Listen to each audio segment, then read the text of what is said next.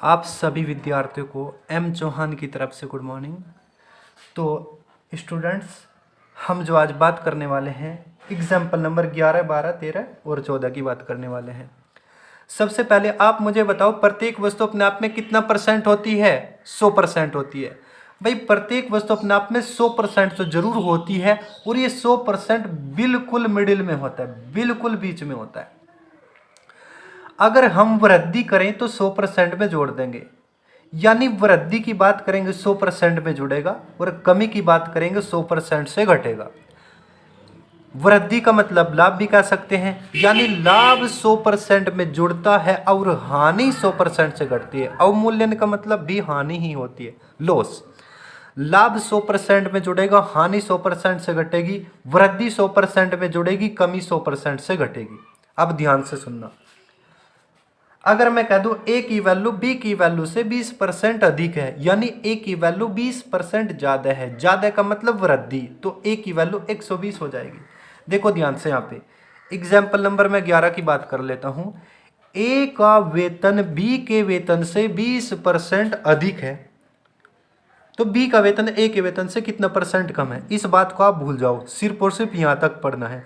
और कैसे पढ़ना है, मेरे साथ में पढ़े। ए का वेतन 20% ज्यादा है, बस, यानी ए की वैल्यू जो है वो 20 ज्यादा है। ए की वैल्यू कितनी ज्यादा है? 20 ज्यादा है। ध्यान से सुनो, एग्जाम्पल नंबर मैं 11 की बात कर रहा हूं।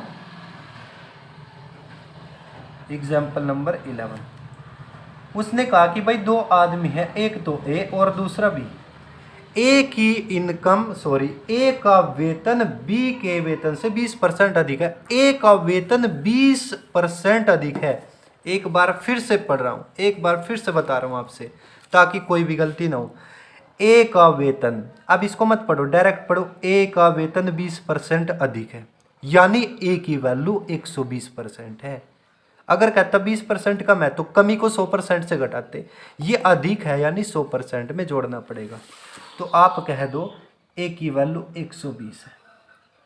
अब इसका नहीं पता, जिसका नहीं पता उसको हम 100% मान लेते हैं, कोई दिक्कत नहीं। अब वो अधिक कह के वो कमी पूछता है। देखो लास्ट में यहाँ पे उसने कमी कहा है, तो बी का वेतन ए के वेतन से कितने प्रतिशत कम है, बस आपको यहाँ पे डायरेक्ट देखना है वो क्या कह रहा है। और वैसे वो अधिक दे के कम पूछता है, कम दे के अधिक पूछता है, तो यहाँ पे कमी पूछ रहा है प्रतिशत में। तो बच्चों आप एक काम कर लो, यहाँ पे कमी लिख लो, कमी, और वो भी प्रतिशत में निकालनी है। जब आपको प्रतिशत में निकालना है, प्रतिशत में जब निकालना है तो आधार की जरूरत पड़ेगी, पहली बात। और परसेंट में बदलने के लिए 100 से गुणा हम कर देंगे। आप एक बात बताओ, ए के पास कितने रुपए हैं? 120। ए के पास 120 हैं, बी के पास कितने हैं? 100। ए के पास 120 रुपये, बी के पास 100 रुपये, मुझे क्या निकालना? कमी। यानी बी के पास कितने रुपए कम है? 20 रुपये। जितने भी कम होंगे यहाँ पे लिख दो। भाई बी के पास 20 रुपये कम है, किससे कम है? ए से ही तो। जिससे भी कम होगा वही वैल्यू आधार बनेगी। बी के पास 20 रुपये कम है, किससे कम है? ए से। जिससे भी कम होगा वही संख्या आधार बनेगी, यानी वही संख्या नीचे लिखी जाएगी। और परसेंट में बदलने के लिए 100 से गुणा कर दूंगा। अब आप इसको काट दो, 20 एकम 20 और 20 छिक्के 120, ये 100/6 बचा है। 2 से गया 50 बार और 2 से गया 3 बार। 50/3 का मतलब हम कह सकते हैं 16 सही 2/3%। यहाँ तक कोई दिक्कत किसी बच्चे को? कोई दिक्कत यहाँ तक आप लोगों को? एग्जाम्पल नंबर 12 की बात कर रहा हूँ, उदाहरण नंबर 12। उसने कहा ए का वेतन बी के वेतन से 25% कम है। आप ऐसे पढ़ेंगे सवाल मेरी तरह, यानी ए का वेतन 25% कम है। कैसा है? 25 कम है। जितना भी कम होगा 100% से घटा दूंगा, ज़्यादा होता 100% में जोड़ देता। ए का वेतन 25% कम है, 100 में से 25 घटा दो, कितना? 75। तो मैं यहाँ पे कह सकता हूँ ए की जो वैल्यू है वो 75 है। बी की कोई बात नहीं करी तो बी का यहाँ पे 100 लिख देंगे हम, ऐसे ही। जिसका नहीं पता वो 100 लिख देंगे। वो कमी कह के वो वृद्धि पूछ रहा है, उसने फिर आगे क्वेश्चन में बोला 12वें में, तो बी का वेतन ए के वेतन से कितने प्रतिशत अधिक है। मुझे अधिक निकालना है और वो भी प्रतिशत में। जब प्रतिशत में निकालना है तो आधार की जरूरत पड़ेगी। जिससे भी अधिक होगा वही संख्या आधार बनेगी, जिससे भी कम होगा वही संख्या आधार बनेगी। मैंने नोट लिखवाए थे परसेंटेज के बेस में। माय डियर स्टूडेंट्स, सबसे ज़्यादा बार आपको परसेंटेज बेस वाली ही वीडियो देखनी है। अगर आप पूरा मैथमेटिक्स अच्छे से चाहते हो कि भाई अच्छे से कंप्लीट हो जाए, प्रॉब्लम ना आए, जितनी बार उसको देखोगे उतना ही अच्छा रहेगा। पूरे मैथ्स में ही चीज़ें मैं यूज़ करता रहूँगा। ए के पास कितने रुपए हैं बोलो, 75। बी के पास कितने रुपए हैं 100 रुपये। हमें क्या निकालना है अधिक। भाई ए के पास 75, बी के पास 100, बी के पास 25 रुपये अधिक है। कितने रुपये अधिक है 25, यहाँ पे लिख दूं। अब बी के पास 25 रुपये तो अधिक है, किससे ए से, तो ए की ही वैल्यू आधार बनेगी। जिससे भी अधिक होगा जिससे भी कम होगा वही संख्या आधार बनेगी बच्चों। और कह रहा है परसेंट में बताओ, परसेंट में बदलने के लिए 100 से गुणा। हमारा परसेंटेज में एक पॉइंट लिखा था, भिन्न को परसेंट में बदलने के लिए 100 से गुणा करेंगे। काट दो, 25 एकम 25 और 25 तिया 75, ये आ जाएगा 100/3। 100/3 का मतलब 33 सही 1/3%। ये आपका आंसर हो जाएगा दोस्तों। कोई प्रॉब्लम आप लोगों को। एग्जाम्पल नंबर 13, चाय के मूल्य में 20% वृद्धि होने पर एक गृहिणी को इसकी खपत में कितने प्रतिशत की कमी करनी होगी कि इस मद में घर के खर्च में वृद्धि न हो। यानी चाय के मूल्य में 20% की वृद्धि। अब ध्यान से सुनो भाई, 20 की वृद्धि को 100% में जोड़ेंगे घटाएंगे, जोड़ेंगे। 20% जोड़ना है, वृद्धि है भाई, ध्यान से सुनो। आप एक बात बताओ, मैंने यहाँ पे देखा है पहले चाय का रेट कुछ होगा, यानी मान लो 100 रुपये था, ठीक है, 100 रुपये की 1 किलो।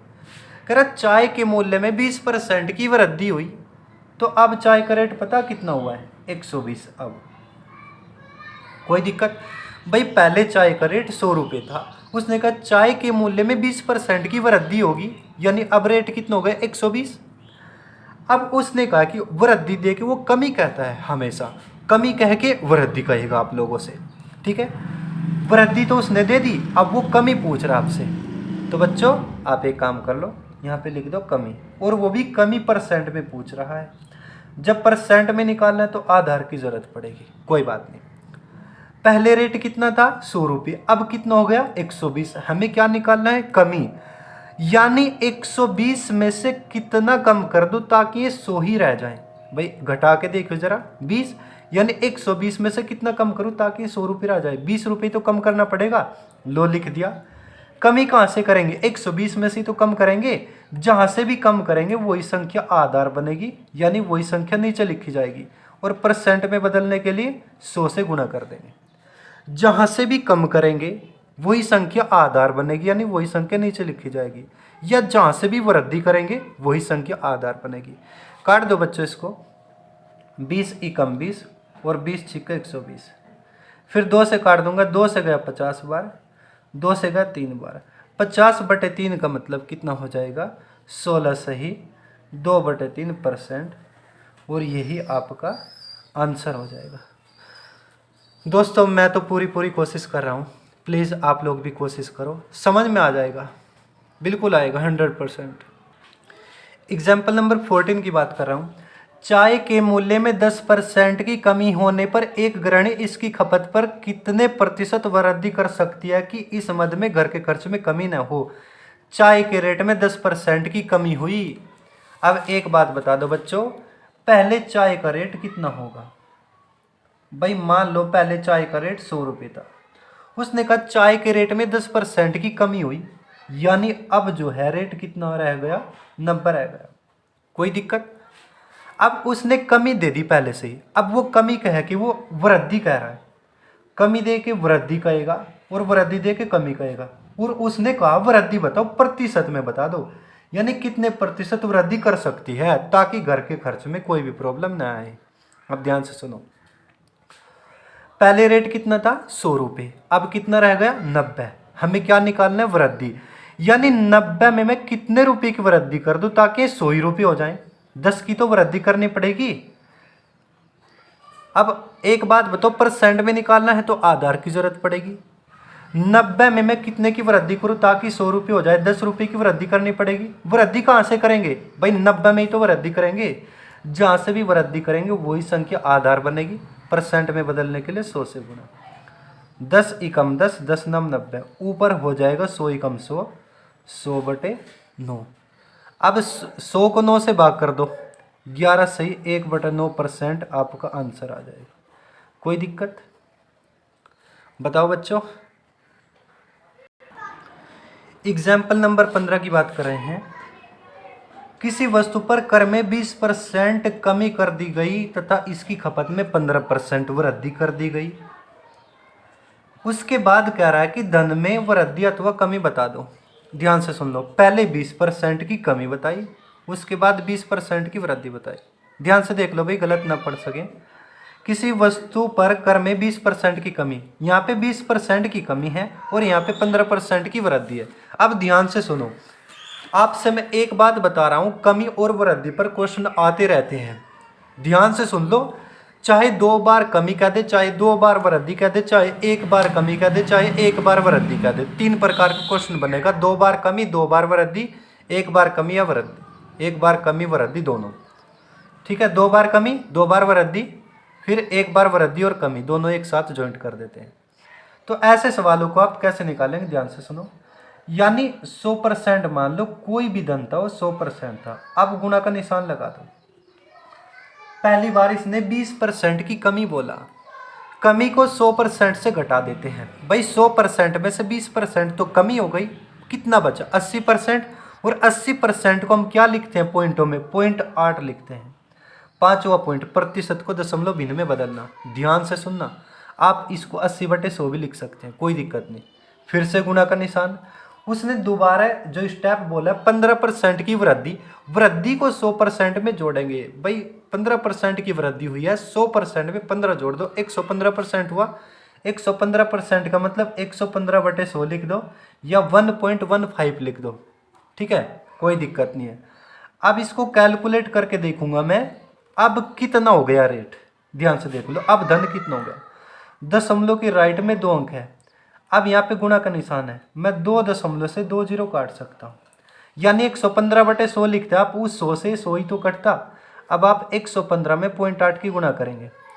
8 पंजे 40, हासिल लगे 4, 8 एकम 8 और 4 12, हासिल लगे 1, 8 एकम 8 और 1 9, 920 आया। लेकिन यहाँ पे 1 दशमलव बची हुई है, इस दशमलव को यहाँ पे लगा दो आप। ये 92 आया है, यानी 92% रह गया है धन। आप मुझे एक बात बताओ, पहले धन कितना परसेंट था? ये वाला था शुरू में, स्टार्टिंग में कितना था? 100%। अब कितना रह गया? ये अब की वैल्यू है, अब इतना रह गया। पहले धन कितना था? 100% था। बोला करो भाई मेरे साथ में बच्चों, पहले धन कितना था? 100% था। अब कितना रहेगा? 92%। वृद्धि हुई है कमी? कमी हुई है। क्या हुई है? कमी। भाई 100% था, 92% रहेगा, कमी हुई कितने की? 8% की। और यही 8% की कमी आपका आंसर है। कोई दिक्कत? कमी वृद्धि कितनी बार कही? वो 2 बार कमी 2 बार वृद्धि, कैसे भी कही। वृद्धि हो तो 100% में जोड़ो, कमी हो तो 100% से घटा दो। पहले 100% लिख लो, फिर 20% की कमी कही तो 80%, फिर 15 की वृद्धि कही 115%। कैलकुलेट कर दो। अगर वो कहता कि भाई धन कितना रह गया, तो मैं कह देता 92% रह गया। अगर वो कह दे परिवर्तन कितना, परिवर्तन का मतलब वृद्धि हुई या कमी, ऑप्शन में 8% वृद्धि भी मिलेगा। ध्यान से टिक करना है। 100% था, 92% रह गया, तो कमी है ये कितने की? 8% की। ऑप्शन में 8% वृद्धि भी मिल सकता है। बच्चों इस बात को थोड़ा सा ध्यान से देख लो, सवाल आते रहते हैं, तो ऐसे सवालों में आपको पेन लगाने की ज़रूरत नहीं है बिल्कुल भी, आप ओरल आंसर दे सकते हैं।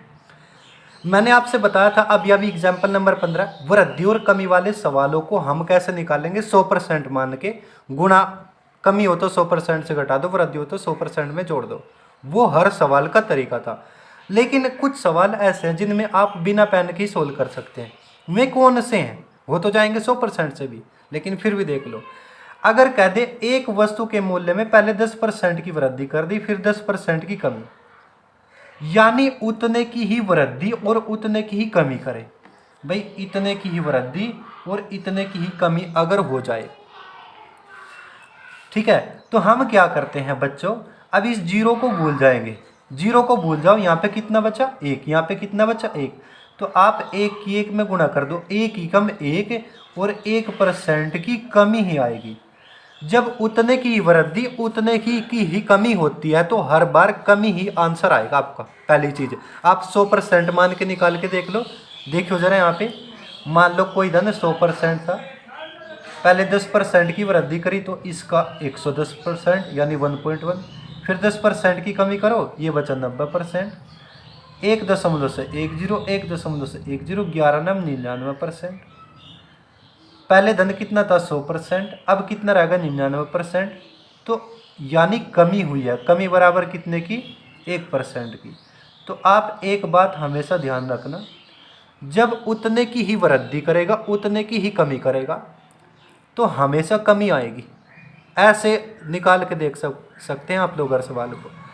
अगर मैं कह दूं एक आयत की लंबाई में 20% की वृद्धि चौड़ाई में 20% की कमी कर दी जाए तो क्षेत्रफल में कितने प्रतिशत की कमी या वृद्धि होगी, यानी परिवर्तन। आप एक बात बताओ, जीरो को भूल जाओ, 2 यहाँ पे कितना बचा 2, यहाँ पे भी कितना बचा 2, तो जीरो को भूल जाओ, 2 दूनी 4, बस गुणा करनी है, 2 दूनी 4, 4% की कमी आएगी। कितनी आएगी 4% की कमी। आप ऐसे सोल्व करके देख सकते हो, यानी 100% गुणा 1.2 गुणा 0.8 2.20 12 8 96, 100% था 96% रह गया, यानी 4% की कमी हुई है। आप मुझे बताओ एक वस्तु के मूल्य में 30% की वृद्धि फिर इसमें 30% की कमी कर दी जाए तो परिवर्तन। जीरो को भूल जाओ, 3 तिया 9, 9% की कमी हो जाएगी। कितनी हो जाएगी 9% की कमी हो जाएगी बच्चों, ठीक है। यहाँ पे मैंने 9% की कमी लिख दी।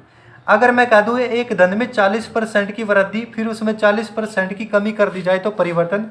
जीरो को भूल जाओ, 4 चौके 16% की कमी। काटना मत वीडियो बच्चों, अभी खास बात बताने वाला हूँ लास्ट में, वरना फिर गलत करोगे। 50% की वृद्धि 50% की कमी, जीरो को भूल जाओ, 5 पंजे 25, 25% की कमी।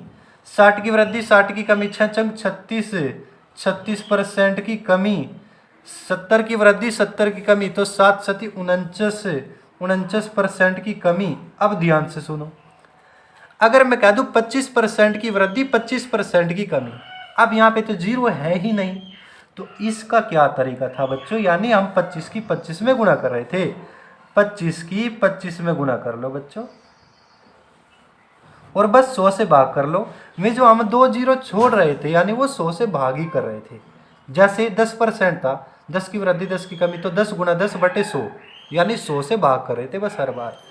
तो 25 25 625, 2 अंकों पे दशमलव लगा दो, 6.25, इतने % की कमी आ जाएगी। उसी प्रकार 15% की वृद्धि 15% की कमी, 15 गुणा 15 और बटे में कितना 100, यानी 100 से भाग कर रहे थे। 15 15 225, तो यहाँ पे 2.25% की कमी।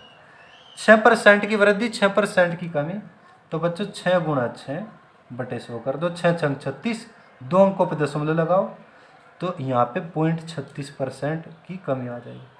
5% की वृद्धि 5% की कमी, तो बच्चों आप इसको कह सकते हैं 5 गुणा 5 बटे 100, 5 पंजे 25, 2 अंकों पे दशमलव लगाओ।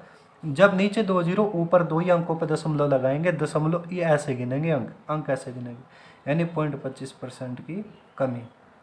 यहाँ तक कोई दिक्कत? बोलो बच्चों, यहाँ तक कोई दिक्कत तो नहीं आप लोगों को? दोस्तों अगर आपको वीडियो अच्छी लगी हो तो प्लीज़ सब्सक्राइब कर दो चैनल को और वीडियो को शेयर भी कर देना। अगर आपको वीडियो अच्छी लग रही है मुझे कमेंट में भी बताया करो दोस्तों। धन्यवाद।